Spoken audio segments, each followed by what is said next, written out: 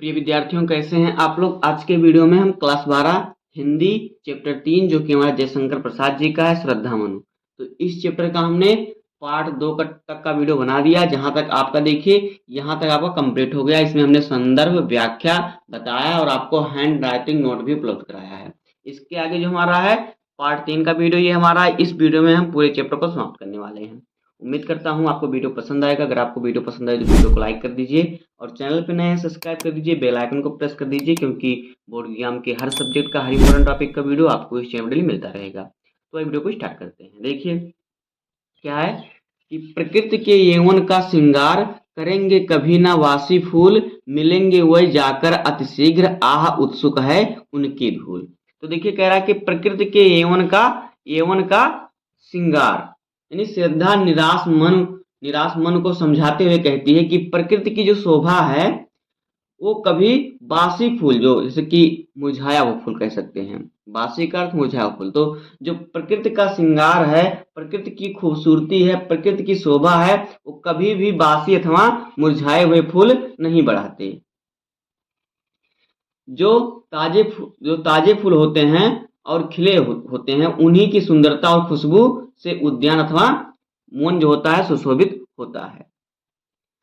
फिर क्या है हमारा कर्म का भोग, सॉरी, मिलेंगे वे जाकर अतिशीघ्र, आह उत्सुक है उनकी धूल। तो देखिए यहाँ पे कहने का मतलब है कि देखिए यहाँ पे जो श्रद्धा है मनुष्य कहती है कि जो टूटे हुए फूल का जो बस एक परिमाण होता है और वह क्या कहता है धूल में मिलकर अपना अस्तित्व समाप्त कर लेता है।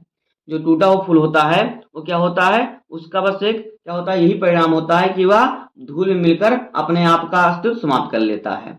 अतः मानव को कभी निराश और आक्रमणता त्याग कर आशा और उद्यम के सहारे अपने जीवन को सार्थक नहीं बनाना चाहिए।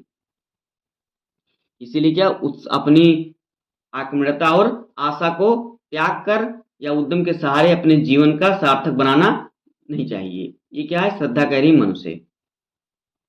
तो देखिए आपको इसको कैसे लिखना है। आपको लिखना है प्रकृति के, उसके बाद आपको डेट देना, लिखना है उनकी धूल। देखिए पहले इसका प्रसंग लिखते हैं, क्योंकि संदर्भ हमने पहले वाले वीडियो में पार्ट 1 में देख लिया था, तो संदर्भ हमारा एक ही रहेगा। तो देखिए इस प्रकार से आपको डेट करके डालना है, उसके बाद आपको लिखना है प्रसंग। तो प्रसंग में आपको लिखना है प्रस्तुत पद्यांश के माध्यम से श्रद्धा ने बासी फूल का उदाहरण देकर मन के निराश मन में उत्साह भरने का प्रयास किया है। इतना आपको लिखना है प्रसंग में। उसके बाद देखिए व्याख्या को क्या लिखना है, आप देखिए श्रद्धा निराश मन को समझाते हुए कहती है कि प्रकृति की शोभा कभी भी बासी अथवा मुरझाए हुए फूल नहीं बढ़ाते। जो फूल ताजे हों और खिले हुए हों, उन्हीं की सुंदरता और खुशबू से उद्यान अथवा वन सुशोभित होते हैं। और डाल से टूटे हुए फूलों का तो बस एक ही परिणाम होता है। क्या परिणाम होता है, डाल से टूटे हुए फूलों का बस एक ही परिणाम होता है, और वह है कि धूल में मिलकर अपना अस्तित्व समाप्त कर लेना। अतः मानव को भी निराशा और आक्रमणता त्याग कर आशा और उद्यम के सहारे अपने जीवन को सार्थक बनाना चाहिए। यानी ये फूल का उदाहरण देकर मन को समझा रही हैं। आगे देखिए इसका काव्यगत सौंदर्य क्या होगा।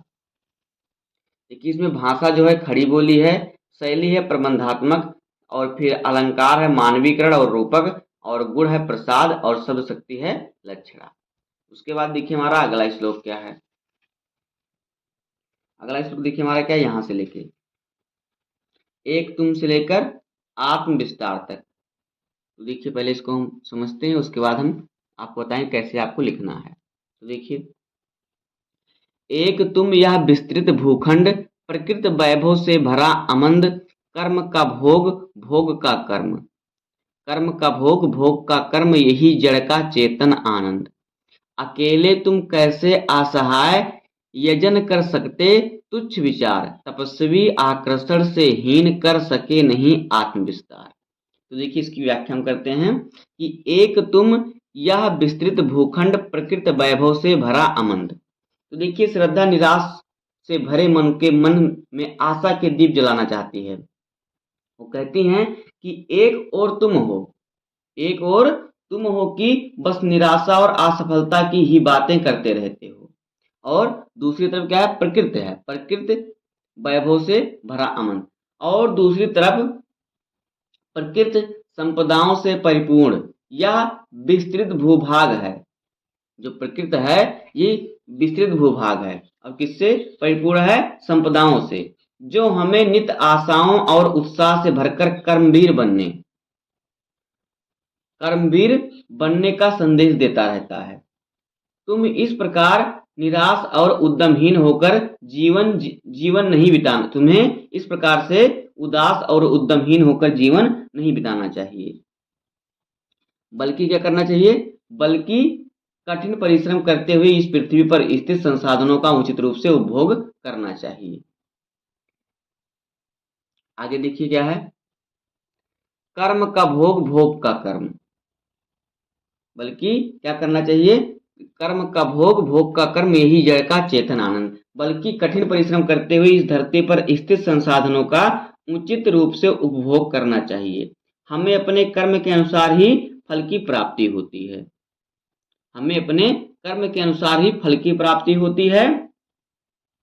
हम इस जन्म में किए गए अच्छे या बुरे कर्मों के आधार पर ही अगले जन्म में सुख या दुख का भोग करते हैं। हमें निष्काम कर्म योग अर्थात फल पाने की चिंता को त्याग कर कर्म में रत रहना चाहिए, कर्म करते रहने के सिद्धांत का अनुसरण करते हुए जीवन बिताना चाहिए। हमारी प्रकृति में भी इसी सिद्धांत का पालन किया है।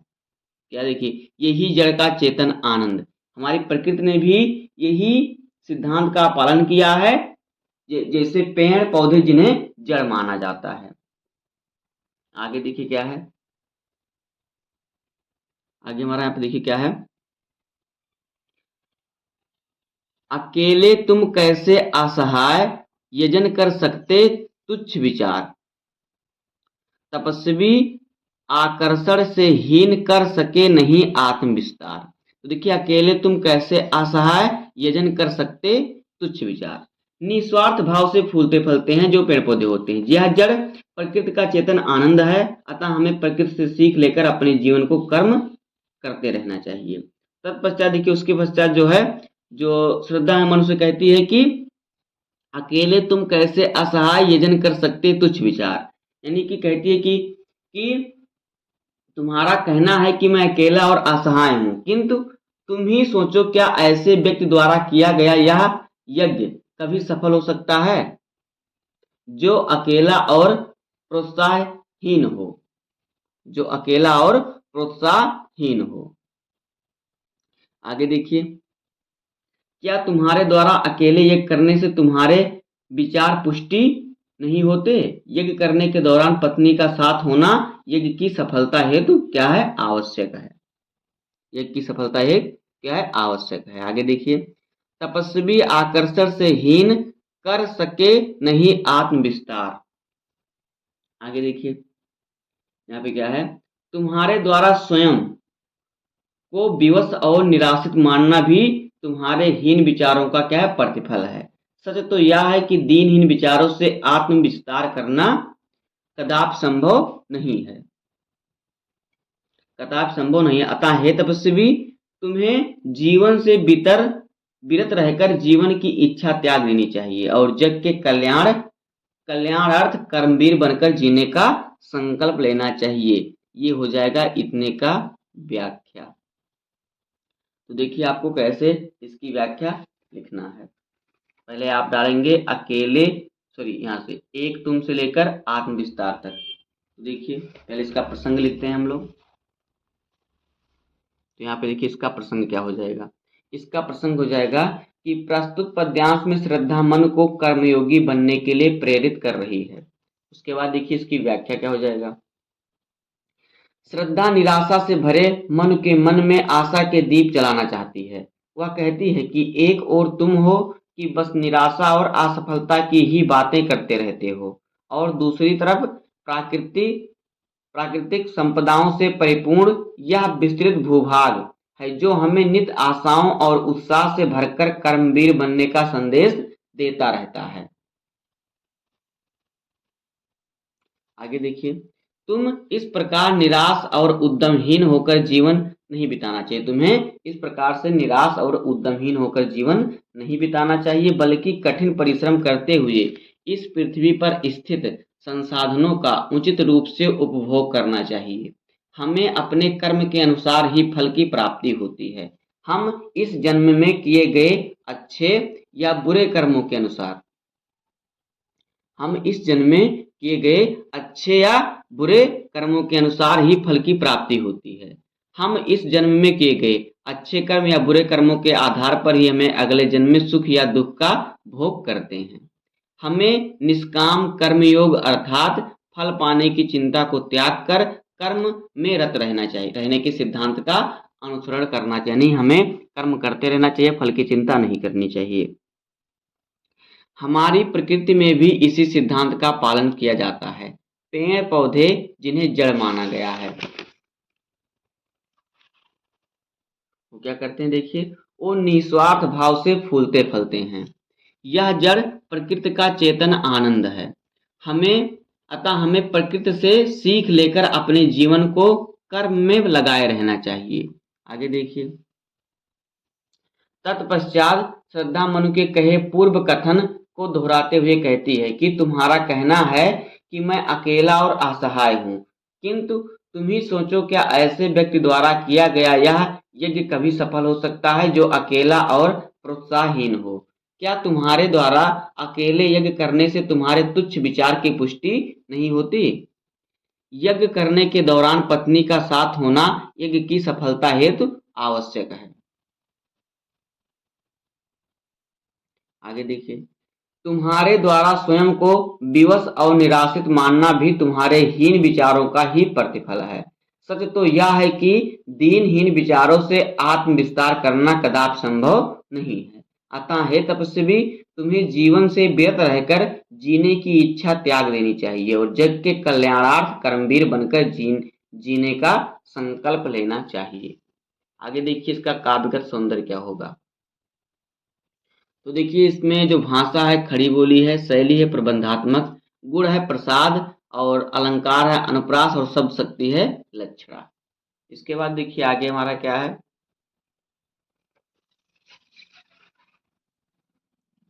आगे देखिए हमारा क्या है, यहाँ से लेकर समर्पण लो से लेकर कहाँ तक हमारा है, सुंदर खेल, यहाँ तक।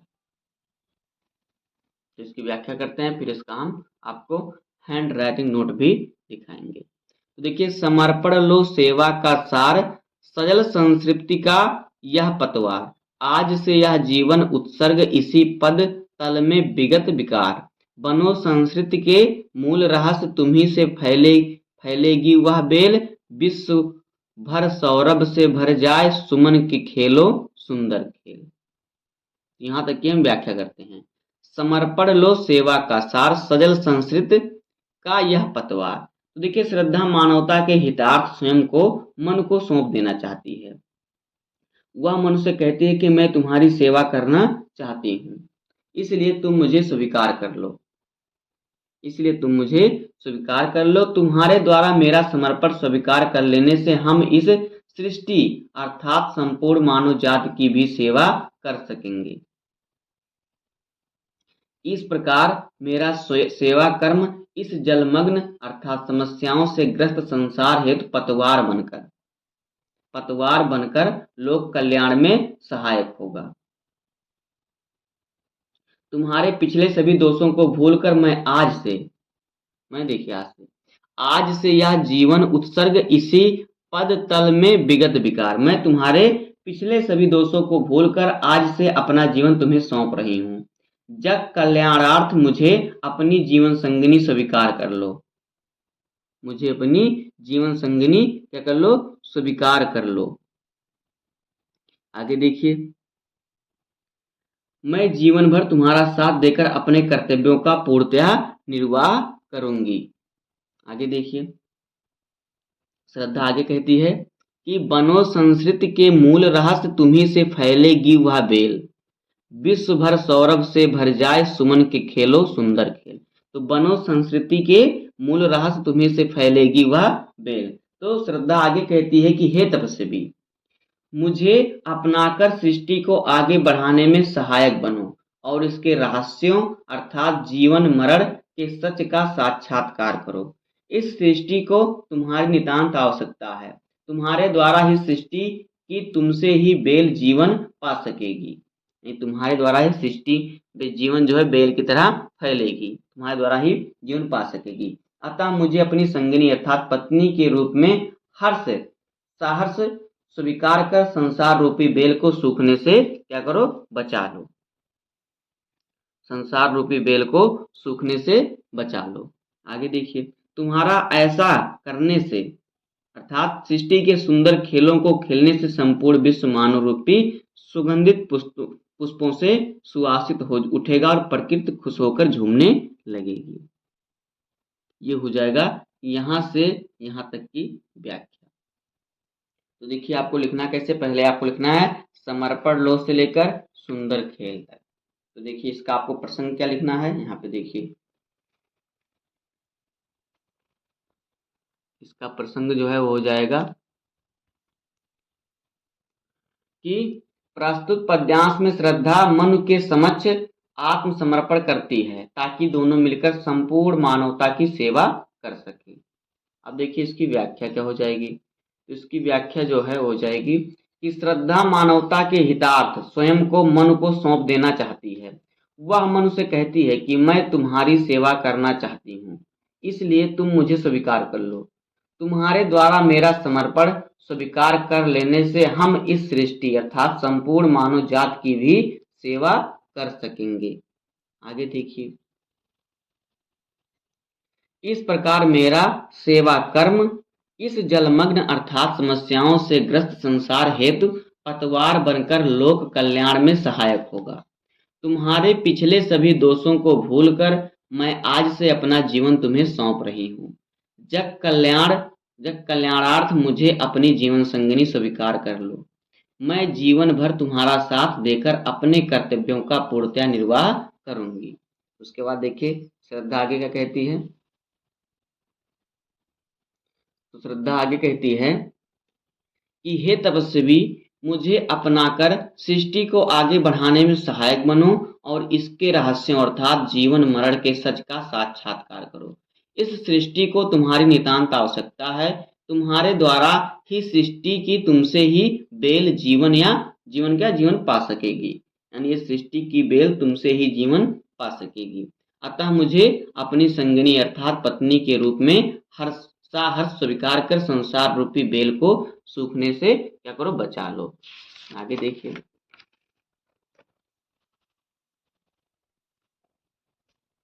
तुम्हारे ऐसा करने अर्थात सृष्टि के सुंदर खेलों को खेलने से संपूर्ण विश्व मानव रूपी सुगंधित पुष्पों से सुवासित हो उठेगा और प्रकृति खुश होकर झूमने लगेगी। यानी कि तुम मुझसे शादी करोगे तो क्या होगा, जो प्रकृति है ये मानव जात यहाँ पर फूलों की तरह क्या है, खिल जाएगा, यानी सृष्टि पर मानव जाति हो जाएंगे, क्योंकि श्रद्धा और मन के मिलन से ही क्या है, ये सृष्टि इस चैप्टर के अनुसार सृष्टि बनी हुई है। आगे देखिए काव्यगत सौंदर्य। तो इसका जो काव्यगत सौंदर्य है, इसमें भाषा है खड़ी बोली, शैली है प्रबंधात्मक, अलंकार है अनुप्रास एवं यमक, गुण है प्रसाद, गुण है माधुर्य और सब शक्ति है अभिधा। उसके बाद देखिए अगला क्या है, अगला हमारा है देखिए क्या, और यह से लेकर कहाँ तक, सकल समृद्धि यहाँ तक। वही इसको हम पहले व्याख्या समझते हैं फिर इसको हम लिखते हैं। तो देखिए क्या है, और यह क्या तुम सुनते नहीं विधाता का मंगल वरदान, शक्तिशाली हो विजयी बनो विश्व में गूंज रहा जयगान, डरो मत अरे अमृत संतान अग्रसर है मंगलमय वृद्धि, पूर्ण आकर्षण जीवन केंद्र खींची आवेगी सकल समृद्धि। तो देखिए इसकी हम व्याख्या करते हैं कि और यह क्या तुम सुनते नहीं विधाता का मंगल वरदान। तो देखिए श्रद्धा मन से कहती है कि तुमने इस संसार की रचना करने वाले विधाता का कल्याणकारी वरदान नहीं सुना, जिसमें उन्होंने कहा है कि शक्तिशाली बनकर विजय प्राप्त करो।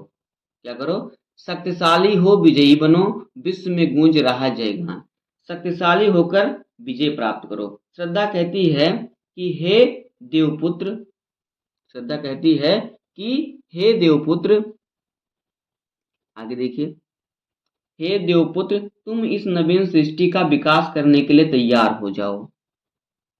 विश्व में गूंज रहा जयगान, तुम इस सृष्टि का जो है विकास करने के लिए तैयार हो जाओ। किसी भी प्रकार की आशंका से भयभीत ना हो, क्योंकि कल्याणकारी उन्नति तुम्हारे सम्मुख है। तुम्हारा जीवन आकर्षण से भरा हुआ था। सभी सुख संपन्नता और वैभव स्वयं ही तुम्हारे सम्मुख उपस्थित हो जाएगा। आगे देखिए, अब डरो मत अरे अमृत संतान, अग्रसर है मंगलमय वृद्धि। यानी कि तुम डरो मत, तुम किसी भी आशंका से भयभीत ना हो, क्योंकि कल्याणकारी उन्नति तुम्हारे सम्मुख है। तुम्हारे जीवन आकर्षण से भरा हुआ है और सभी सुख संपन्नता और वैभव तुम्हारे सम्मुख उपस्थित हो जाएगा। तो ये हो जाएगा इसका क्या है, व्याख्या। देखिए आपको लिखना कैसे है, और यह फिर आपको डैश करके लिखना है सकल समृद्धि। देखिए,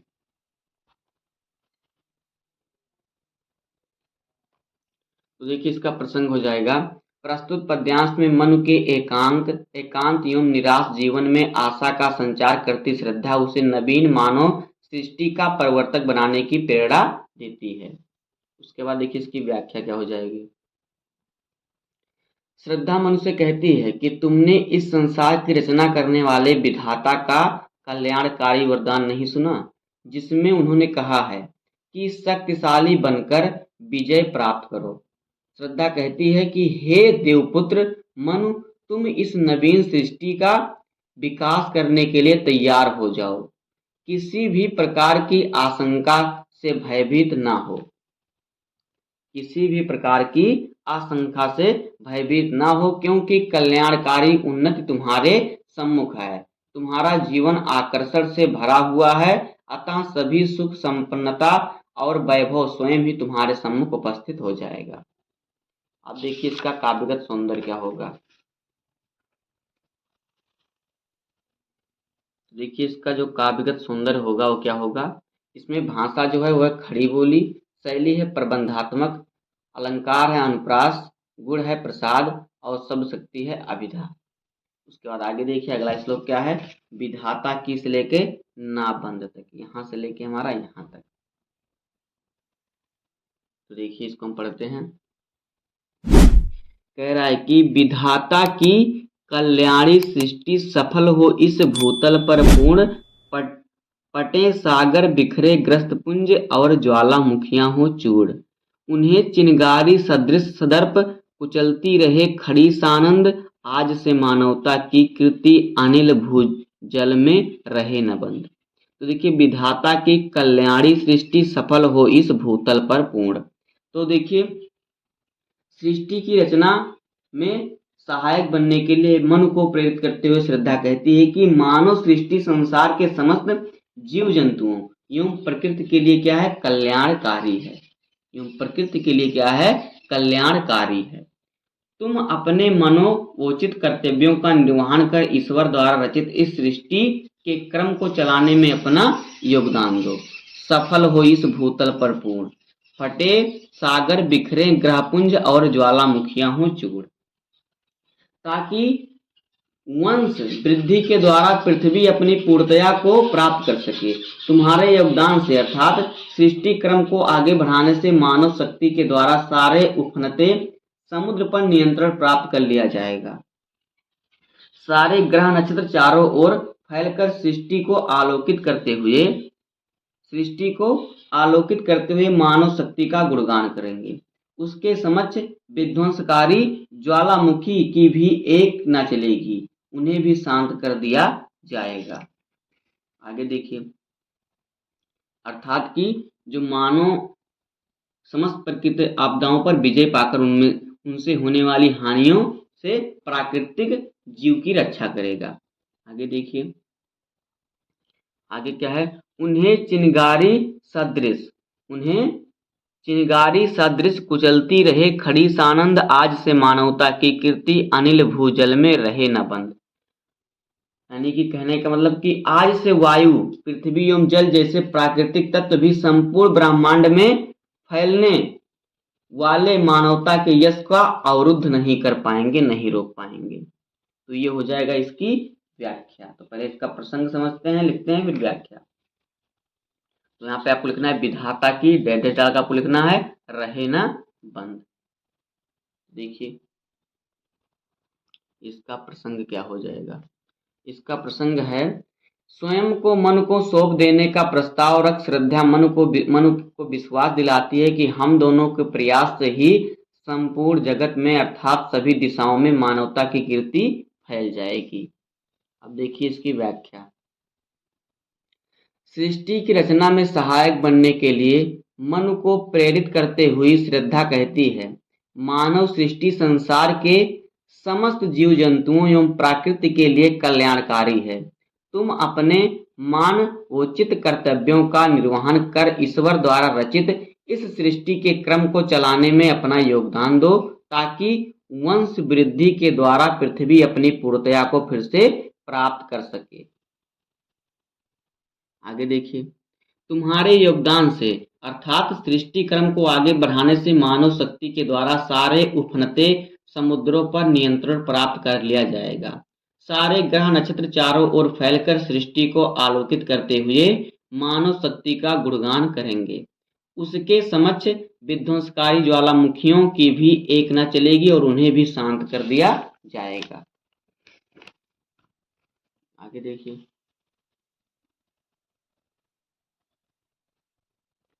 अर्थात मानव समस्त प्राकृतिक आपदाओं पर विजय पाकर उनसे होने वाली हानियों से समस्त प्राकृतिक जीवों की रक्षा करेगा।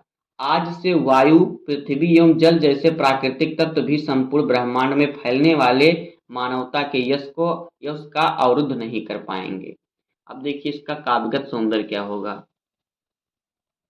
तो देखिए इसका जो काव्यगत सौंदर्य होगा, इसमें भाषा है खड़ी बोली, शैली है प्रबंधात्मक, अलंकार है उपमा और अनुप्रास, और गुण है प्रसाद, और सब शक्ति है अभिधा एवं व्यंजना। उसके बाद देखिए आगे हमारा क्या है। तो अगला श्लोक देखिए क्या है यहाँ पे। अगला श्लोक क्या है, जलधि से लेकर रही उपाय तक। तो देखिए कह रहा है जलधि के फूटे कितने उत्स, द्वीप कच्छप डूबे उतराय, किंतु वह खड़ी रहे दृढ़ मूर्ति, अभ्युदय कर रही उपाय। देखिए जलधि के फूटे कितने उत्स, द्वीप कच्छप डूबे उतराय। तो देखिए प्रलय अर्थात पृथ्वी जलमग्न होने की बातों का उल्लेख करते हुए श्रद्धा मन को समझाती है कि भीषण प्रलय में समुद्र के बहुत से स्रोत फूट गए थे और चारों ओर जल ही जल हो जाने की स्थिति में द्वीप सहित कछुआ, देखिए कच्छा द्वीप सहित कछुआ आज समस्त जीव जंतुओं उसमें डूबने और बहने लगे थे। इसके बावजूद मानवता की रक्षा और उत्थान हेतु नव प्रयास जारी है। आगे देखिए क्या है, किंतु वह खड़ी रहे दृढ़ मूर्ति, अभ्युदय का कर रही उपाय।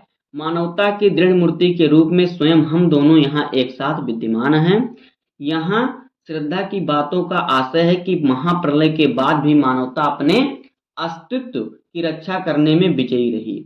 अतः मन का स्वयं को निरुपाय न मानकर समस्या के समाधान पर ध्यान केंद्रित करना चाहिए। तो देखिए ये हमारा हो जाएगा इसका व्याख्या। तो यहाँ पे लिखते हैं पहले प्रसंग फिर व्याख्या।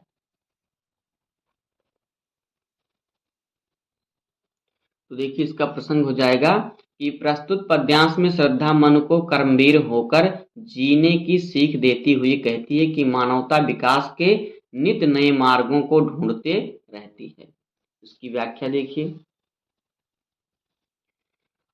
प्रलय अर्थात पृथ्वी के जलमग्न होने की बातों का उल्लेख करते हुए श्रद्धा मन को समझाती है कि भीषण प्रलय में समुद्र के बहुत से स्रोत फूट गए थे और चारों ओर जल ही जल हो जाने की स्थिति में द्वीपों सहित कछुआ, द्वीप जो चारों तरफ से जल से घिरा तो द्वीप होता है, तो द्वीपों सहित कछुआ आज समस्त जीव जंतु उसमें डूबने और बहने लगे थे। इसके बावजूद मानवता की रक्षा और उत्थान हेतु नव प्रयास यानी जारी, नया प्रयास जारी है। आगे देखिए,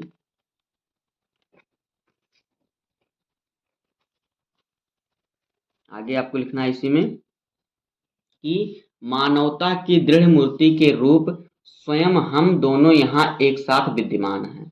यहाँ श्रद्धा की बातों का आशय है, यानी वो कहना चाहती है कि महाप्रलय के बाद भी मानवता अपने अस्तित्व की रक्षा करने में विजयी रही, अतः मन का स्वयं को निरुपाय न मानकर समस्या के समाधान पर ध्यान केंद्रित करना चाहिए। आगे देखिए इसका काव्यगत सौंदर्य क्या होगा। इसका जो काव्यगत सौंदर्य है वो है, इसमें भाषा है खड़ी बोली, शैली है प्रबंधात्मक, अलंकार है अनुप्रास, गुण है प्रसाद और सब शक्ति है अभिधा। आगे देखिए अगला श्लोक क्या है।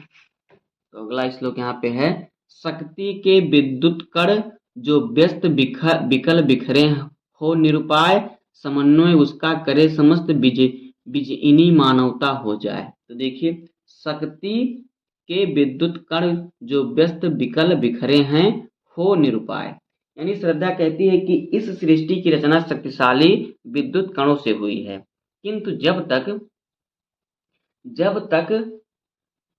विद्युत कण अलग अलग होकर भटकते हैं तब तक ये शक्तिहीन होते हैं, और जब ये परस्पर एक साथ मिल जाते हैं तब इनमें अपार शक्ति का स्रोत प्रफुल्लित हो जाता है। ठीक उसी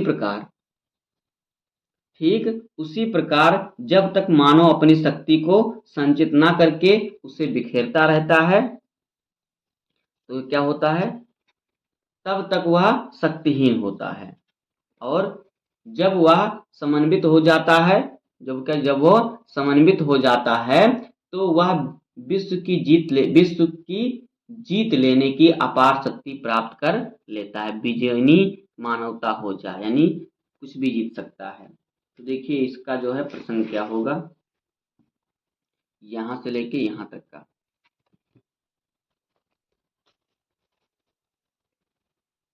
तो देखिए इसका प्रसंग होगा कि प्रस्तुत पद्यांश में श्रद्धा ने मन को मानवता की विजय का उपाय बताया है। इसकी व्याख्या देखिए, इसकी व्याख्या है, श्रद्धा कहती है कि इस सृष्टि की रचना शक्तिशाली विद्युत कणों से हुई है, किंतु जब तक विद्युत कण अलग अलग होकर भटकते हैं तब तक ये शक्तिहीन होते हैं, और जब ये परस्पर मिल जाते हैं तब इसमें अपार शक्ति का स्रोत प्रफुल्लित हो जाता है। ठीक उसी प्रकार से जब तक मानव अपनी शक्ति को संचित ना करके उसे बिखेरता रहता है तब तक क्या होता है, तब तक वह शक्तिहीन होता है।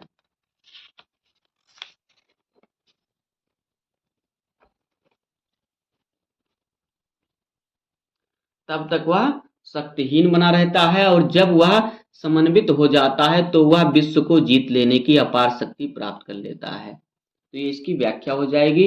अब देखिए इसका काव्यगत सुंदर, इसमें भाषा है खड़ी बोली और शैली है प्रबंधात्मक और अलंकार है दृष्टांत, गुण है प्रसाद और फिर सब शक्ति है लक्षणा।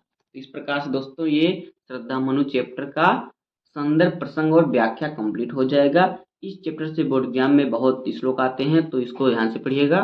उम्मीद करता हूँ आपको वीडियो पसंद आया होगा। अगर आपको वीडियो पसंद आए तो वीडियो को लाइक कर दीजिए, चैनल पर नए सब्सक्राइब कर दीजिए, बेल आइकन को प्रेस कर दीजिए, क्योंकि बोर्ड एग्जाम के हर सब्जेक्ट का हर इंपॉर्टेंट टॉपिक का वीडियो आपको इस चैनल पर मिलता रहेगा। तो मिलते हैं किसी नेक्स्ट वीडियो में, तब तक के लिए धन्यवाद। जय हिंद।